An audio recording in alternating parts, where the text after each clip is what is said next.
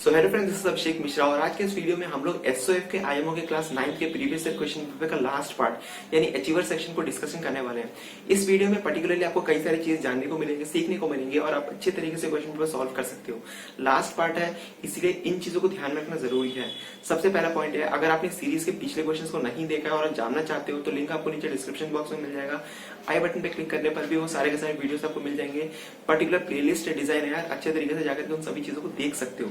Previous 3 parts को देखने में आपको कोई भी अगर डिफिकल्टी आती है, क्वेश्चन पेपर में डिफिकल्टी आती है, अच्छे तरीके से जाकर के डिटेल सोल्यूशन देख सकते हो। सेकंड इंपॉर्टेंट पॉइंट है, क्वेश्चन पेपर आपको नीचे डिस्क्रिप्शन बॉक्स में गिवन है। सबसे पहले डाउनलोड करके खुद से सॉल्व करने की कोशिश करो और उसके बाद आप अच्छे तरीके से डिटेल सोल्यूशन देख सकते हो। थर्ड इंपॉर्टेंट पॉइंट है, वीडियो के पेस आप खुद से एडजस्ट कर सकते हो। अगर आप स्लो और फास्ट करना चाहते हो अपने हिसाब से कर सकते हो, ताकि आप कन्वीनियंटली सारे के सारे क्वेश्चंस के आंसर्स अच्छे तरीके से आपको समझ में आ जाए। इन सभी चीजों को ध्यान में रखते हुए विदाउट वेस्टिंग एनी टाइम चलिए वीडियो शुरू करते हैं। क्वेश्चन नंबर 46 को ध्यान से देखो। यहाँ पर सिर्फ और सिर्फ आपको कंस्ट्रक्शन के स्टेप्स को अरेंज करना है। तो सबसे पहले यहाँ पर क्वेश्चन पे देखो, arrange the following steps to construct of a triangle PQR in which PQ is equal to 5, QR plus RP is equal to 8 and angle Q is equal to 60 degree हमको यहाँ पर गिवन है। सबसे पहले most simple जो information हमको given है, एक लाइन जो कि PQ हमको वो सबसे पहले बनाना है। तो स्टेप 6 सबसे पहले आ जाएगा। उसके बाद हम लोग क्या करेंगे, स्टेप 1 ध्यान से देखो, एंगल PQX, ये सारे के सारे इन्फॉर्मेशन आपने कंस्ट्रक्शन में पढ़ा होगा, इसलिए ऑप्शन 1 उसके बाद आ जाएगा। Option number B already eliminate हो चुका है। उसके बाद ऑप्शन नंबर 5 आएगा। 5 में अलोंग जो रे है उसका हमको बनाना है जो सम, इसलिए ऑप्शन नंबर 5 आएगा। फिर 3, 2 एंड 4 इस सीक्वेंस में आप कंस्ट्रक्शन कर सकते हो, जो कि ऑप्शन नंबर D हमारा बनता है। इस तरीके से आप अरेंजमेंट करते हुए अपना कंस्ट्रक्शन कर सकते हो। काफ़ी सिंपल क्वेश्चन था। क्वेश्चन नंबर 47 अचीवर सेक्शन का ध्यान से देखो। ट्रू और फॉल्स हमको बताना है, ईच एंड एवरी स्टेटमेंट हम लोग पढ़ने वाले हैं। ABCD is the parallelogram in which angle A is equal to 60 degree. If the bisector of A and B is meet at CD at P then DC is equal to 2 times of AD। हम लोग इसको prove करेंगे अच्छे तरीके से। Okay, ये एक parallelogram हमने बना दिया सबसे पहले। ओके, ध्यान से देखो, हमने ये पैरेललोग्राम बनाया। ओके, ये ABCD है, नाम दे देते हैं AB C and D। Okay, यहाँ पर एंगल A जो है ये 60 डिग्री है, इसका एंगल बाइसेक्टर ये इस तरीके से CD पर मीट कर रहा है। अगर ये 60 बनेगा तो ये कितना होगा, ऑब्वियसली 120 होगा। अब मैं अंदर वाले बाइसेक्टर का मतलब अंदर वाले ट्रायंगल को पूछ रहा हूँ। ये 30 होगा, ये 60 होगा, ये 30 ये 60 बन गया। अगर ये एंगल 30 बनेगा तो ये एंगल कितना बनेगा, 30 बनेगा। ये एंगल अगर 60 है तो ये एंगल कितना बनेगा, 60 बनेगा। अगर ये 30 होगा तो ये भी कितना है, 30 है। और ये अगर 60 है तो ये भी कितना है, 60 है। अगर ये 30 है और ये 30 है, यानी ये दो साइड्स इक्वल होंगे।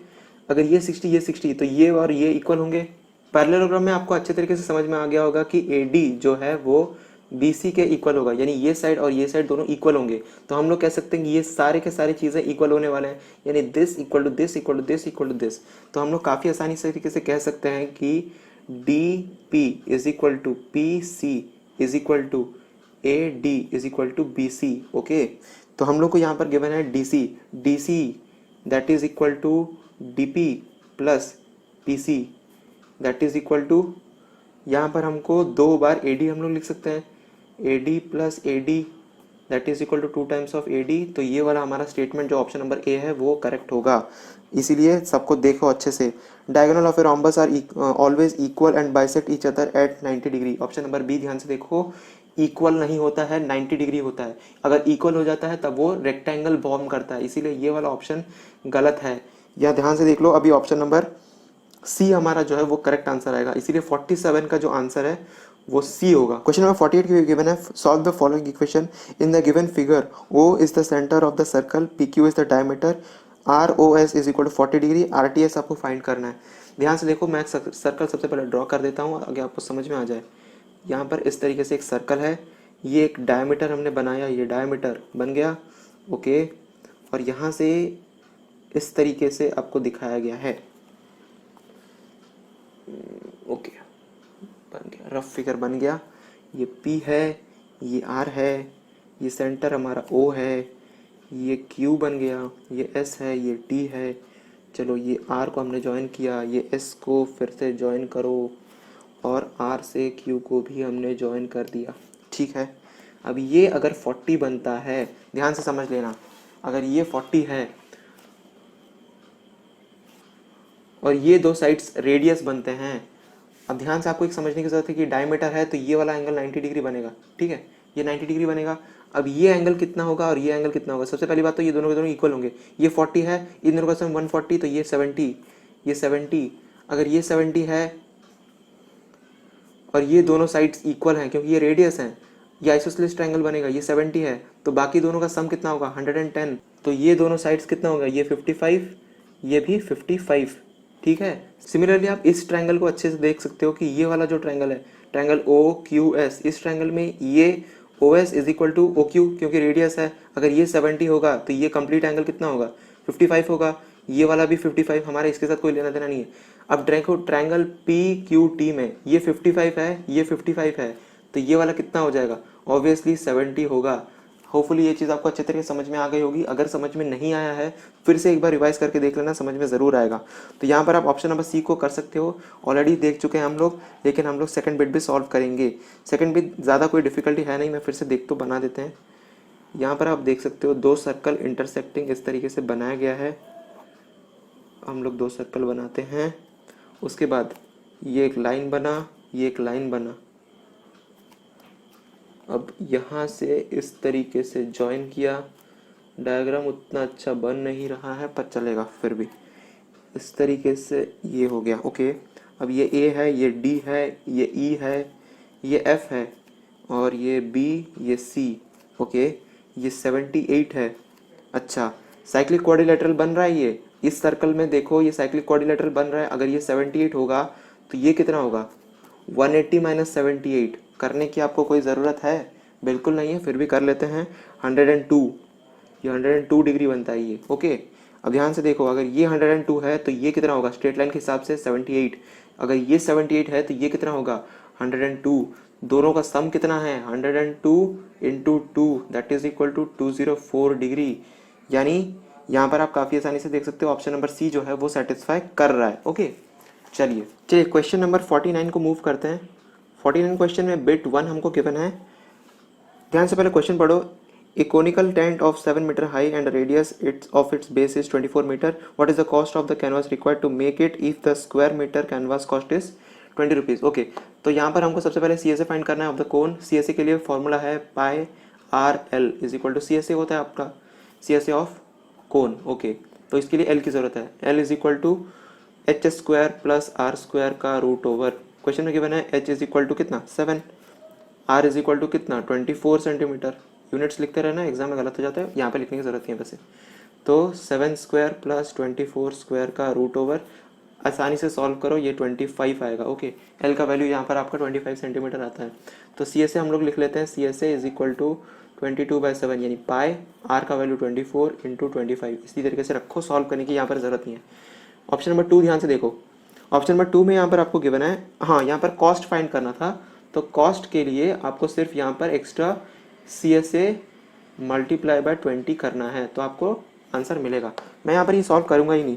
नेक्स्ट देखो, how many person can be accommodated in the tent if the each person require 4 metre square of the ground area and 20 metre cube of space to breathe in. सबसे पहले बैठने की जगह हम लोग देखते हैं। एक आदमी को बैठने के लिए 5 मीटर स्क्वायर एरिया की जरूरत है, ओके। तो सबसे पहले हम लोग ग्राउंड एरिया निकाल लेते हैं, यानी पाई आर स्क्वायर का वैल्यू निकालो। सबसे पहले पाई का वैल्यू 22/7 इंटू 24 और एक आदमी को बैठने के लिए चाहिए 5।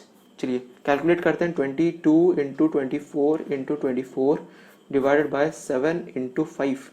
अब इसको अगर आप सॉल्व करो तो यहाँ पर आपको मिलेगा, यहाँ पर मैं लिख देता हूँ 12672 डिवाइडेड बाय 35, ओके।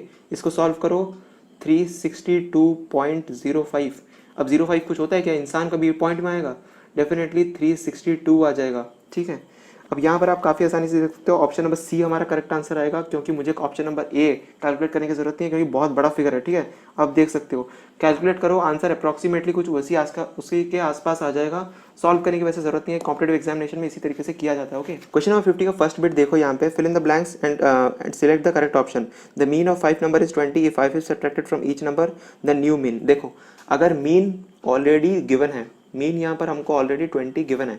अगर 5 सब्ट्रैक्ट करो, ऐड करो, कुछ भी करो ईच नंबर से, तो रिजल्टेंट जो न्यू मीन बनेगा वो क्या होता है, अगर आपने पढ़ा होगा तो आपको पता होगा कि उसमें भी वही चेंजेस आते हैं। यहाँ पर 5 सब्ट्रैक्ट हुआ है तो 20 माइनस 5 हो जाएगा, रिजल्टेंट में 15 आ जाएगा।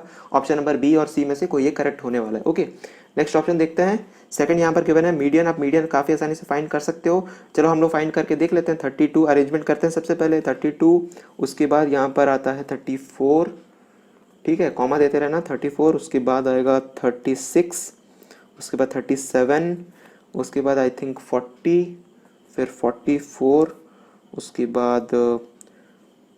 बाद कुछ है 44, 47, 47 के बाद आएगा 53, सॉरी 50, 53 और 54। कैलकुलेट करो, 1 2 3 4 5 6 7 8 9 10, 1 2 3 4 5 6 7 8 9 10।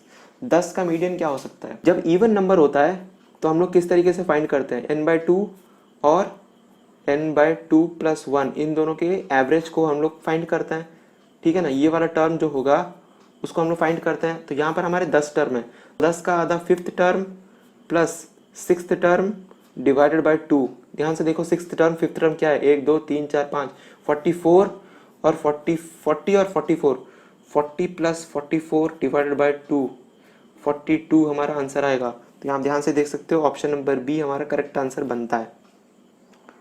लास्ट बिट में आपको सिर्फ और सिर्फ मोड फाइंड करना है, काफी आसानी से आप सॉल्व कर सकते हो। इस तरीके से हमने पूरी के पूरी क्वेश्चन पेपर को सॉल्व कर दिया। ओके, सो होपफुली आपको सारे के सारी चीजें अच्छे तरीके से समझ में आ गई होंगी। इस तरीके से हमने एसओएफ के आईएमओ के previous year question paper class 9 के अच्छे तरीके से सॉल्व कर दिया है। एक क्वेश्चन पेपर हमने डिस्कशन कर लिया है। आने वाले वीडियोस में हम लोग इंग्लिश ओलंपियाड, साइंस ओलंपियाड, इन सभी चीजों को भी अच्छे तरीके से कवर करेंगे। दूसरी क्लासेस के क्वेश्चन पेपर्स को भी हम लोग सॉल्व करने वाले हैं। इस तरीके से सारे के सारी चीजें हमने कवर करेंगे। अगर आपका इस वीडियो में कोई भी डाउट रह गया हो तो अभी आपको एक ईमेल दिख रहा होगा, इस ईमेल पर आप अपने डाउट जरूर भेज सकते हो। अगर आप चाहो तो कमेंट सेक्शन में भी अपने डाउट जरूर बता सकते हो, मैं उन सभी चीजों का रिप्लाई जरूर दूंगा। मिलते हैं हम लोग अगले वीडियो में, तब तक भी चलते हैं। बाय।